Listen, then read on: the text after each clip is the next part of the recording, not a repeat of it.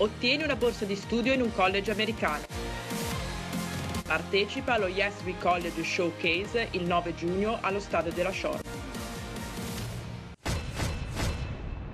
2 punti di vantaggio dall'alto della vetta, il Mignanego ospita il Bargagli dovendo riscattare il 6-4 subito all'andata, ma soprattutto cercare di aumentare il vantaggio per poter affrontare con maggior tranquillità le 3 restanti partite. Una disattenzione difensiva ospite spiana subito la strada al minuto 7 a Savaia che circumnaviga Nora, ma perde l'attimo giusto per la battuta a rete, conclusione frizionata e poi salvata dalla ribattuta di Luvotto sulla linea. Ancora Mignanego pericoloso con Rebola che va via sul filo dell'offside ma viene contratto in corner al minuto 26. La risposta del Bargagli è griffata a Solidoro che vince il rimpallo con Ghiglino impegnando a terra Imbesi. Un minuto dopo la squadra di Siri perlustra anche la soluzione dalla distanza con il mancino di Branca che scorre un paio di metri oltre il palo difeso da Imbesi. Il destro macchiato in corner di Rebola è l'antipasto del vantaggio di casa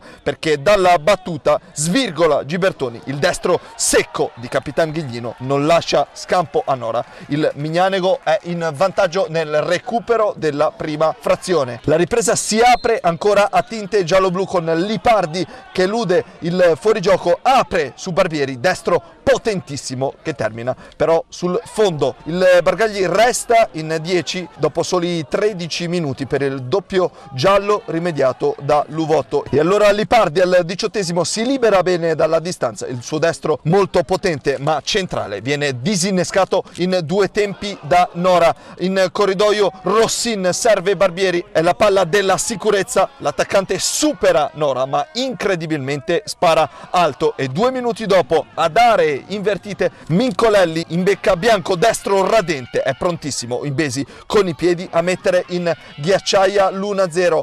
All'ultimo minuto di recupero la palla per il pareggio è tutta nel mancino piazzato di Trocino, sfera che dà solamente l'illusione della rete perché sfila alla destra di Imbesi. A Serra Enricò il Mignanego si impone 1-0 e mantiene saldissima la vetta della classifica. Il Mignanego riscatta la rotonda sconfitta dell'andata con questo successo esiguo ma preziosissimo, permette alla squadra di Chicco Puggia di mantenere la vetta della classifica.